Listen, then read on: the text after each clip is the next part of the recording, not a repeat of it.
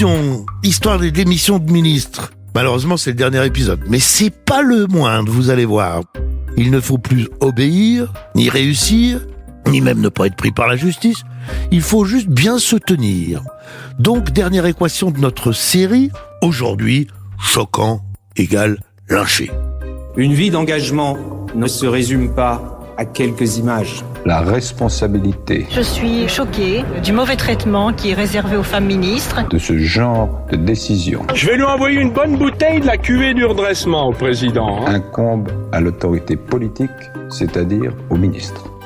Je suis Olivier Duhamel, bienvenue donc dans Démission avec un S et un point d'exclamation, le nouveau podcast produit par Europe 1 Studio avec le soutien du Club des juristes. Dernier épisode donc, les démissions morales. Jadis, la responsabilité des ministres n'était quasiment que politique. Au fil des années, elle est devenue judiciaire. Et voici que s'ajoute un nouveau cas, les démissions morales. Alors, premier cas de figure, la responsabilité devant les médias pour gaffe. Qu'un ministre puisse dire une énormité ou commettre un sérieux faux pas, ce n'est pas tout à fait une nouveauté. Mais les démissions étaient rares sous les républiques antérieures. D'abord parce que les gouvernements ne duraient guère, donc le temps pendant lequel on pouvait faire une gaffe était restreint par définition. C'est l'ensemble des ministres qui tombaient à cause de l'instabilité politique. Et puis surtout, les ministres ne vivaient pas sous une surveillance médiatique, sociétale aussi intense. Sous la Ve République, la démission pour bévue au sens strict est un certain temps durant assez rare. Relève de cette catégorie le cas de Pierre Lelon. Énarque, membre du cabinet de Pompidou à Matignon, député, chiraco-centriste en 1973, député gaulliste rallié à Giscard dès le premier tour avec le fameux appel des 43 organisé par Chirac lors de la présidentielle de 74, eh bien récompensé, il est devenu secrétaire d'État autonome aux postes et télécommunications. Mais manque de chance, il s'est trouvé confronté à une grève longue et dure des PTT dès l'automne 74. La Poste, à l'époque, on disait les PTT, hein. Et gaffe, il parle de, je cite, le travail idiot dans les centres de tri. Alors ça, évidemment, ça ne passe pas. Le 31 janvier 1975, il quitte le gouvernement. Et fait inhabituel, c'est le président de la République qui l'annonce lui-même. Mais fait plus habituel, il explique que c'est à sa demande et lui rend hommage, en même temps qu'il salue son successeur. Écoutez, Valéry Giscard d'Estaing, c'était le 1er février 1975. Monsieur Lelon avait lui aussi manifesté l'intention de quitter ses fonctions. Il a supporté le poids de fonctions difficiles pendant une période difficile. Je ne suis pas de ceux qui rendent les membres du gouvernement responsables des difficultés objectives lorsque celles-ci se produisent. Et la France a connu, vous en souvenez, une grève longue et difficile au PTT qui a laissé un certain nombre de traces, notamment de traces psychologiques. C'est assez rare que le président de la République vienne intervenir pour le changement d'un secrétaire d'État, mais c'est tout Giscard. Deuxième exemple, 15 ans plus tard, de démission morale, comportementale, pour gaffe. C'est le cas croustillant d'Olivier Stirn. Le Canard enchaîné avait titré drôlement et méchamment « L'andouille de Vire à gauche » lorsque cet élu de Vire dans le Calvados, centriste, secrétaire d'État sous Pompidou, a rejoint les socialistes et François Mitterrand. En 1988, la gauche le remercie, dans le premier sens du terme, en le nommant ministre du Tourisme. Mais en janvier 1990, il est remercié dans le second sens du terme, c'est-à-dire qu'il doit quitter le gouvernement après l'affaire dite des figurants. Le ministre s'était pris d'organiser des états généraux du progrès, excusez du peu. 5000 invitations envoyées. Le mardi 3 juillet 1990 matin, il n'y a qu'une trentaine de présents. Une trentaine de personnes seulement pour écouter le très populaire Bernard Kouchner. Et était attendu plein mois que 2 anciens premiers ministres, Pierre Mauroy et Laurent Fabius, ainsi que Jean-Pierre Chevènement et Jean-Pierre Soisson. Pas question de leur infliger pareille humiliation. Furent donc embauchés des chômeurs et des comédiens, rémunérés 349 € chacun. Mais à la sortie du Conseil des ministres, Olivier Stirn se défend, il essaye de s'expliquer, il minimise. Le matin même, 2 militants de Dialogue 2000 ont un peu paniqué, voyant qu'il y avait peu de monde. Il y a eu un artiste, je crois, qui avait mis l'accent dessus. L'un d'entre eux connaissait une entreprise qui fait venir des chômeurs. Il a cru bien faire, par excès de zèle, faire appel à elle, sans d'ailleurs m'en rendre compte. Moi, j'étais à la tribune, et quand je l'ai appris, c'était trop tard, hein.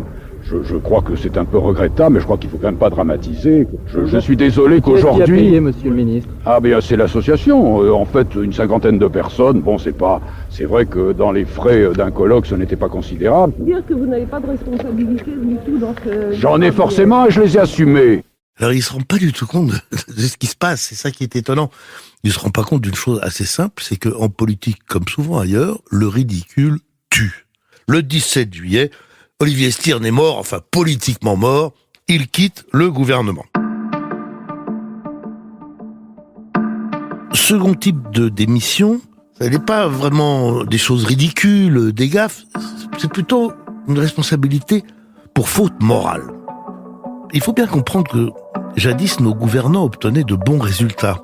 La croissance était élevée, le chômage était très limité, donc les citoyens appréciaient leurs dirigeants. Et du coup, ils ne se souciaient pas trop de savoir comment les ministres se déplaçaient, où ils vivaient, ce qu'on leur servait à table. Ils faisaient bien le boulot, on les laissait tranquilles. Ces temps bénis sont de longue date révolus. À la mi-février 2005, le Canard enchaîné révèle qu'Hervé Guémard, il y a peu ministre de l'Agriculture, Premier ministre de l'Économie et des Finances, était logé avec sa femme et ses 8 enfants dans un duplex privé de 600 mètres carrés près de l'avenue Montaigne, loué par l'État au prix de 14 000 € par mois. 9 jours après, il démissionne et rembourse loyers et travaux. Après, qui paye le logement, qui paye les cigares? Je vais vous raconter l'histoire de Christian Blanc. Christian Blanc a commencé sa carrière politique aux côtés de Michel Rocard, donc à gauche. Il a travaillé plusieurs années dans le privé, est devenu patron ensuite de la RATP, d'Air France, et en 2002, il change de côté, devient député apparenté UDF à Paris. En mars 2008, il est nommé secrétaire d'État par Nicolas Sarkozy, qu'il avait soutenu dès le premier tour. En juin 2010, Christian Blanc renvoie son chef de cabinet. Quelques jours après, le Canard enchaîné révèle qu'il a fait acheter par son ministère pour 12 000 € de cigares en 10 mois. Alors Christian Blanc s'explique au micro de Yael Gauss sur Europe 1 le 16 juin 2010. J'ai le sentiment d'être tombé dans un traquenard, et je pense que vous en apercevrez d'ici quelques temps. Voilà, je trouve ça extrêmement désagréable. J'ai, sur la base d'un audit engagé il y a quelques semaines après avoir mis fin aux fonctions de mon précédent chef de cabinet, j'ai constaté des surconsommations dont j'ai été le premier surpris. J'ai demandé à ce que l'on sache ce qui s'était effectivement passé, nous le saurons. Et par ailleurs, en ce qui concerne ma consommation personnelle de cigares, parce que vous savez que je fume le cigare, c'est de notoriété publique, ça a été toute ma vie, j'ai décidé de payer immédiatement ce qui me paraît être la consommation raisonnable, la mienne. Pour le reste, l'investigation dira ce qui s'est passé. Donc lui aussi pense à ce moment-là qu'il va s'en sortir. Il rembourse 3 500 €. À la demande du Premier ministre, François Fillon, il rembourse finalement le tout. Donc vous voyez, c'est toujours le processus des concessions étape par étape qui aggrave les choses lorsqu'on est mis en cause. Et ça n'a donc pas suffi à éteindre la polémique. Une autre se déroule en parallèle et atteint Alain Joyandet, secrétaire d'État chargé de la coopération et de la francophonie dans le même gouvernement Fillon sous la présidence de Nicolas Sarkozy. Il lui est fait reproche de s'être rendu à une conférence internationale pour la reconstruction en Haïti après un tremblement de terre, de s'y être rendu donc en avion privé, loué 116 500 €. Christian Blanc et Alain Joyandet sont démissionnés le 4 juillet 2010. Luc Châtel, porte-parole du gouvernement, ne prend pas la peine de faire croire que c'est à leur demande. Au contraire. Le président de la République et le Premier ministre ont décidé de tirer les conséquences d'événements que les Français n'avaient ni compris ni accepté. Ils ont donc demandé, après en avoir discuté avec les intéressés, la démission d'Alain Joyandet et de Christian Blanc. Effectivement, on avait vu ces derniers jours beaucoup d'incompréhension dans ce qui s'est passé. Le président de la République et le Premier ministre en ont décidé ainsi. Ces deux démissions, elles étaient inéluctables ? Mon sentiment, c'est que, vous savez, dans une période difficile, de crise économique, où on demande à tous les Français de faire des efforts, le devoir d'exemplarité est indispensable. C'est très intéressant parce qu'on peut considérer d'un côté que qu'est-ce que c'est qu'une affaire de quelques cigares, ou d'avoir pris un avion privé au lieu d'avoir pris un avion de ligne. Peut-être que ça se fait pas, peut-être c'est pas idéal, mais ça relève pas forcément d'un délit pénal, ça met pas en cause la politique du gouvernement, mais c'est comme ça. Dans des temps où les Français se défient de leur politique, il faut que les politiques, c'est ce que dit Luc Chatel, soient exemplaires. Et c'est ça qui est tout à fait nouveau.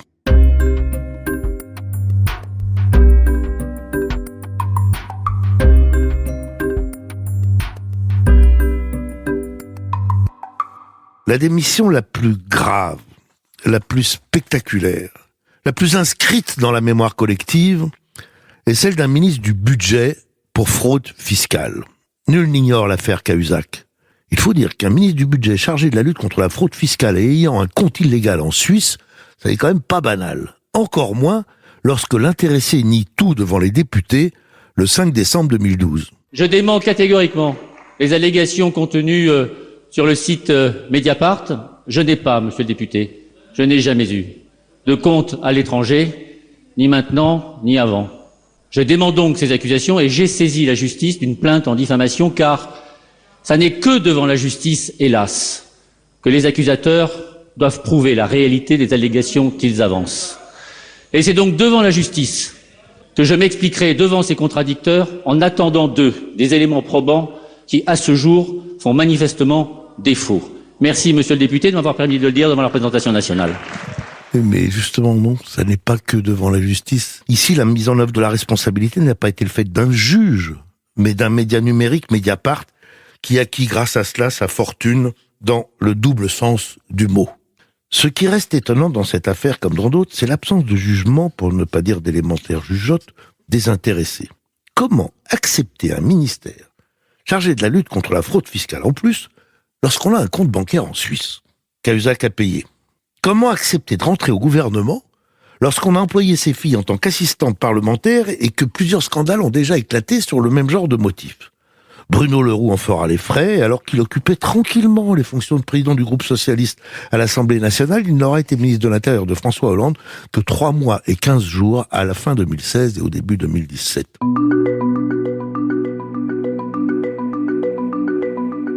L'histoire des démissions ministérielles ne s'arrête jamais.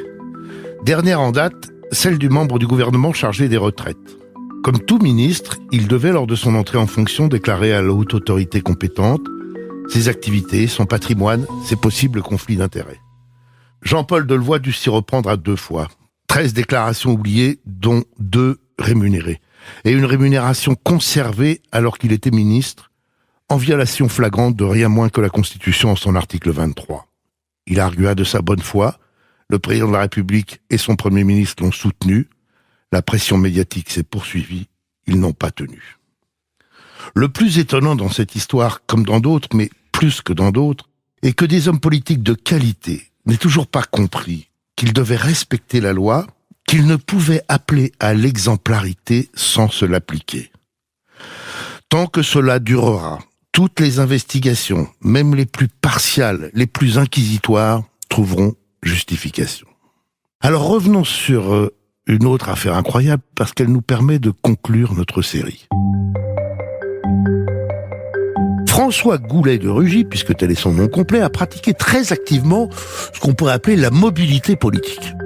Il fut successivement membre de Génération Écologie, des Verts, puis membre du groupe socialiste à l'Assemblée nationale, rejoint en 2016, membre du groupe La République En Marche après sa réélection comme député de Loire-Atlantique en 2017, formidablement récompensé en étant élu aussitôt président de l'Assemblée nationale, et ultime consécration, nommé ministre d'État, ministre de la Transition écologique et solidaire, après la démission de Nicolas Hulot en septembre 2018.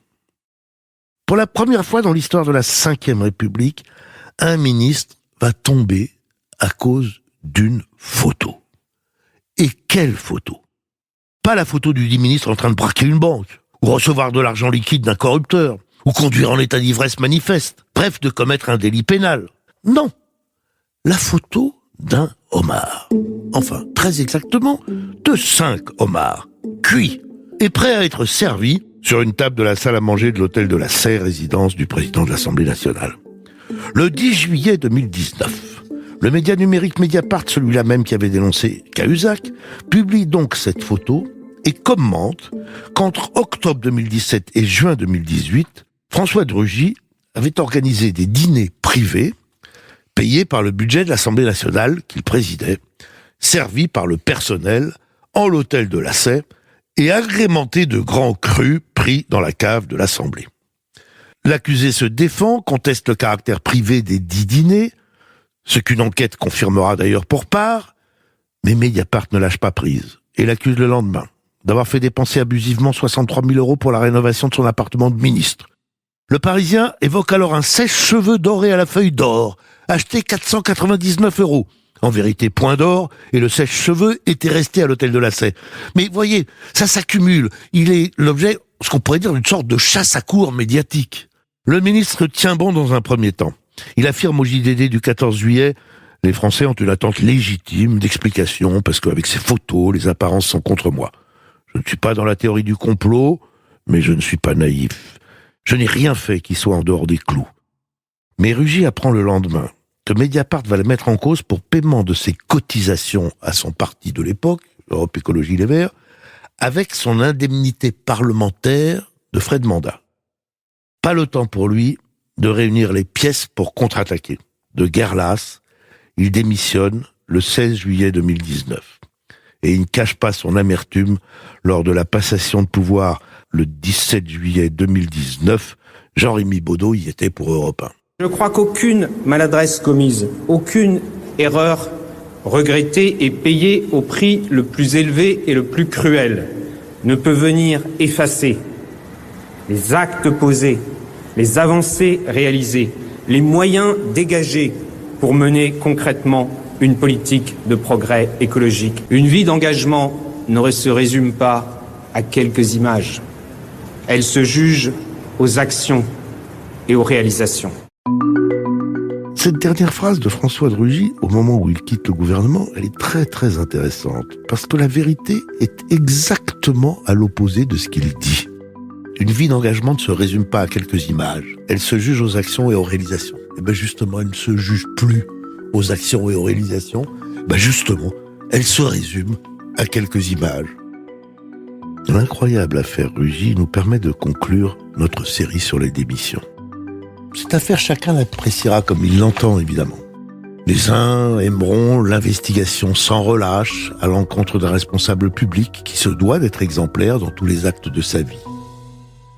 Les autres n'apprécieront pas le harcèlement, mettant en cause tous ses comportements, parfois à tort, au moins partiellement, et sur des choses de peu d'importance, au lieu de l'évaluer sur son action ministérielle. Accordons-nous à tout le moins pour constater que désormais les personnes publiques ne sont pas seulement exposées à des procès judiciaires, mais subissent aussi des procès médiatiques. Et que dans les premiers, les vrais, les procès en justice, ils bénéficient de vrais droits de la défense. Présomption d'innocence, accès au dossier d'accusation, présence d'un avocat, instruction à charge et à décharge, au moins en son principe, temps judiciaire lent, procès public contradictoire, exigence de preuves pour condamner. Rien de tel ou presque dans le procès médiatique. Une délation anonyme de qui veut se venger. Une publication sans toujours demander à la personne mise en cause de s'expliquer avant d'attaquer. La reprise par tous les médias qui amplifie la mise au pilori. Temps médiatique de l'immédiateté qui condamne d'emblée.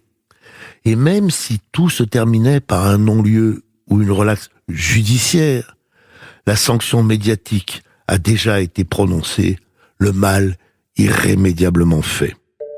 L'on peut peut-être se réjouir, même certainement, que les juges et les médias soient indépendants et contrôlent nos gouvernants. Mais il est peut-être temps de s'interroger aussi sur la manière et de constater que du coup, la responsabilité politique des ministres n'a cessé de se dégrader. C'est-à-dire de moins en moins fondée sur des raisons politiques, de plus en plus comportementales, c'est-à-dire de plus en plus fondée sur la manière de vivre. C'est au cours du long travail de préparation de ce podcast que j'ai découvert cette dérive, ce changement de fond dans la pratique de la responsabilité des ministres, et que du coup, on peut peut-être en souligner les ultimes conséquences. Premièrement, tout cela dissuade nombre de nos concitoyens d'entrer en politique. Si cher peut devenir le prix à payer. Les meilleurs iront donc ailleurs. Deuxièmement, à l'arrivée, le débat public s'intéresse de moins en moins aux questions de fond, préférant s'attarder sur des figurants, des cigares et des homards. Troisièmement, se répand à tort l'idée que nos femmes et nos hommes politiques sont presque tous corrompus, alors qu'il ne s'agit que d'une infime minorité. Décourager les vocations politiques, dégrader le débat public, difficile de penser que la démocratie y gagne.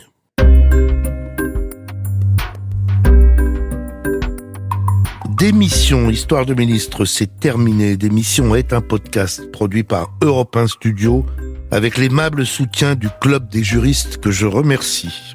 À la préparation, Capucine Patouillet. À la réalisation, Christophe Davio. À la production, Claire Hazan et Fanny Rascle. Et pour les archives, le service documentation patrimoine d'Europe 1 que dirige Sylvaine Denis, avec Benoît Muntensturm, Laetitia Casanova, Sabrina Janson, je les remercie chaleureusement. Si vous ne l'avez pas fait, abonnez-vous sur Apple Podcast pour réécouter cette série ou abonnez vos amis, dites-leur en tout cas de s'abonner pour l'écouter. Merci à tous.